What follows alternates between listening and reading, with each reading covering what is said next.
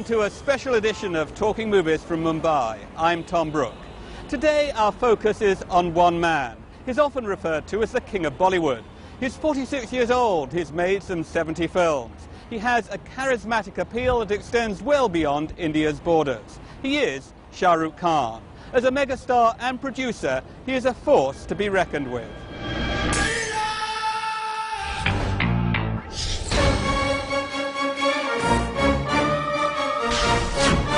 King of Bollywood. I get amazed they call me that, and I think maybe in my deep down inside my heart I feel I don't deserve all this, so I try harder.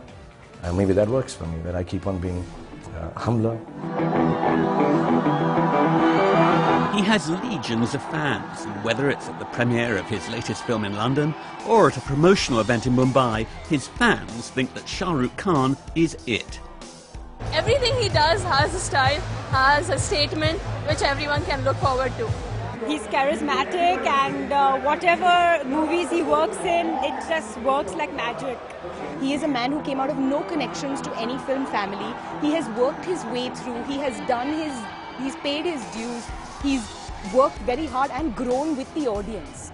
The dimensions of his stardom are mind-boggling. Although his stature has taken a bit of a beating recently, he's still described as the world's biggest film star. Not surprising, given that Bollywood cinema reaches an audience far larger than Hollywood's, an estimated 3.5 billion people. To his big-name colleagues in the industry, what enables Shah Rukh Khan to transfix audiences is his humanity.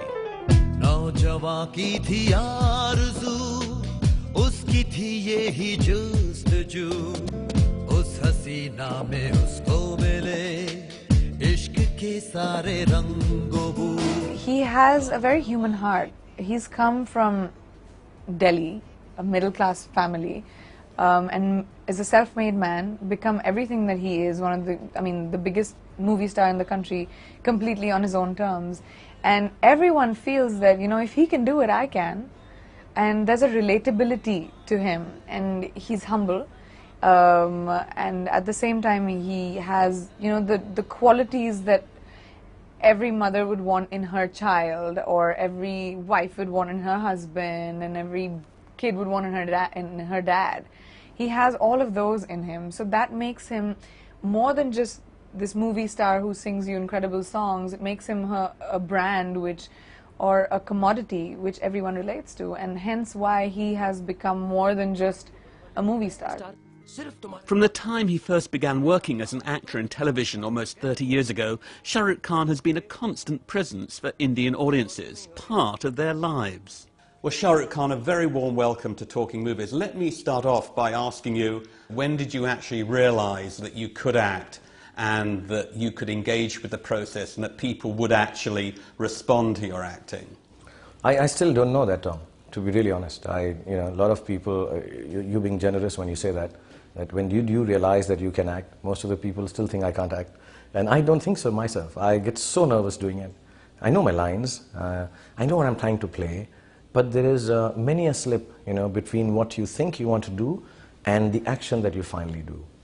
Sometimes I find myself doing things which I think, am I silly doing this? I'm a very shy person. I'm kind of, as I'm getting older, I'm becoming more and more reclusive.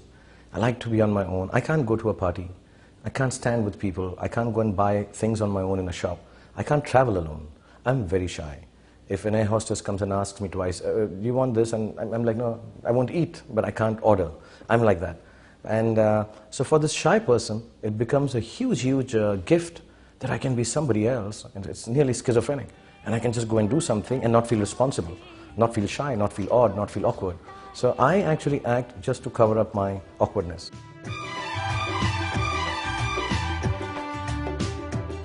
I've done so many love stories, and a lot of my co-actresses and all my friends and ladies, they say, oh, you're so romantic. I've never in my life been able to go and say hello to a girl at a party. The first person I said it to was my wife, and I married her quickly. And I've never been able to go and chat up a girl. I'm shy of women.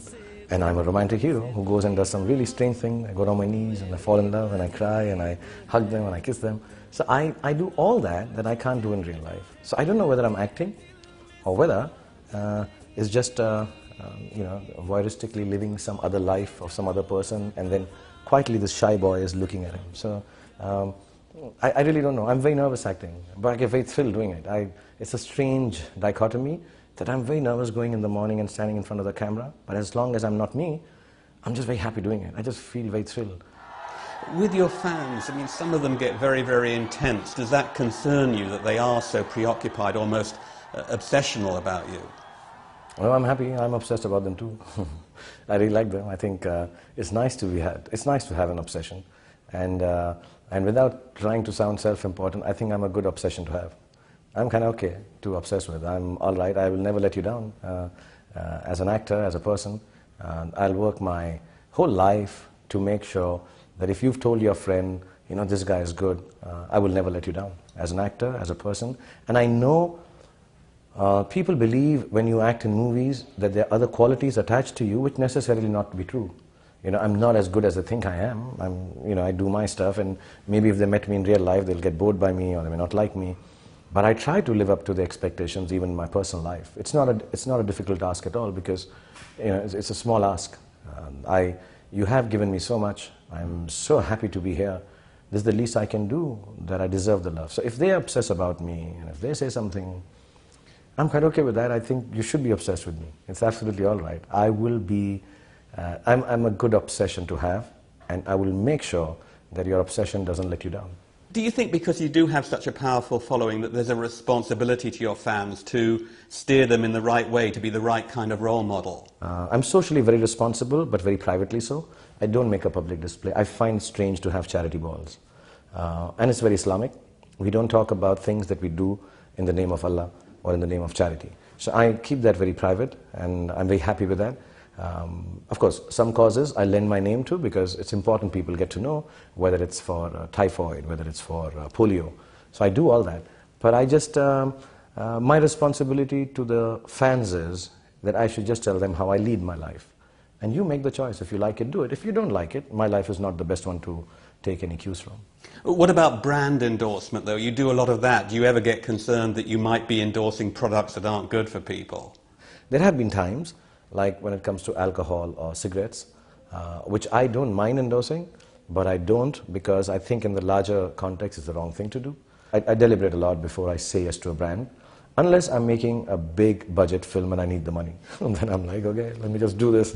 I'm really sorry. You're shameless. I'm shameless then. Yeah. I'm shamelessly, give it to me, it's for a bigger, better cause, for movie making, because that's what I live for. I know you want it, but you're never gonna get it. तेरे हाथ कभी ना आने माने ना माने कोई दुनिया ये सारी मेरे इश्क की है दीवानी.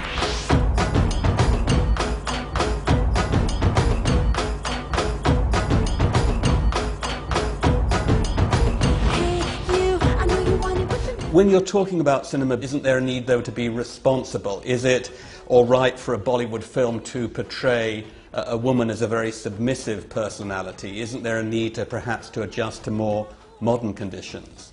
I think so, yes. And I think most of us, in the era of the last 15, 20 years, actors, producers, directors, and I think that was the reason in the 90s the films did well with the Western audience, and in India also. We started treating women as equals in movies. Otherwise, perhaps we don't know, that's a huge discussion, but in movies, actresses were not just sex pieces. Of course, we still have, item songs, what we call in Indian films, where a girl is bikini clad and does a dance and gyrates and looks really sexy.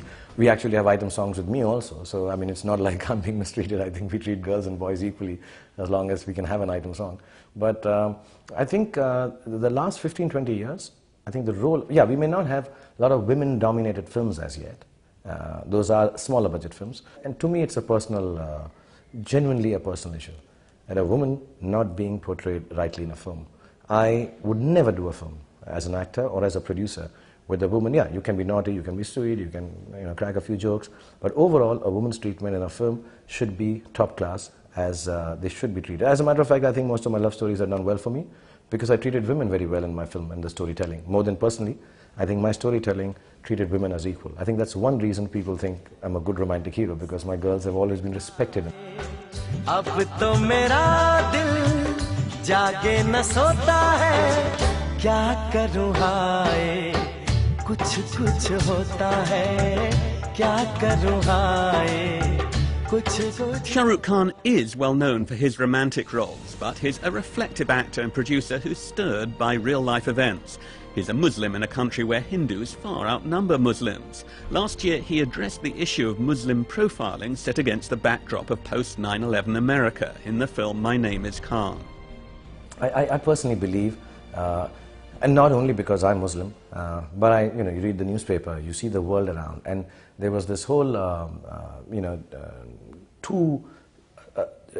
very clean divided line that was being made in misunderstanding that all Muslims are terrorists. And I thought I should be one of the few people, at least in India, to tell people that being Muslim is not necessarily being a terrorist or a bad guy, or the world should not be divided like this.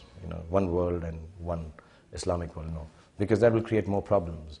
So I do try once in a way to have some issue-based films with songs and dances, with the trappings and the parameters of commercial cinema.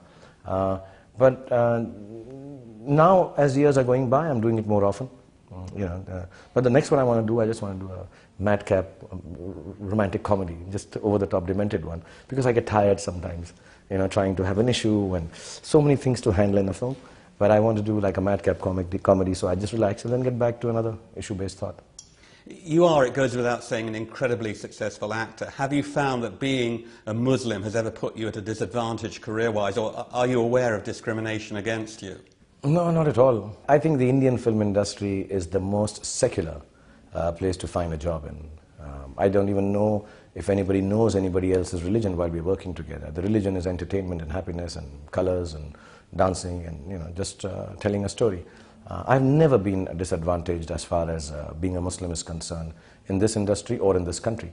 My kids are being brought up in all kinds of religions. My wife is Hindu, actually. So we've never had this issue. I think as secular as we are in this house, in my own private life, film industry has been like that. And I think I personally have been treated by the film industry more in the nicest way possible, more than any other actor in the last 30-40 years. Coming up on Talking Movies, more from Mumbai and our interview with Shah Rukh Khan. What does the Indian superstar think is the way forward for Indian cinema?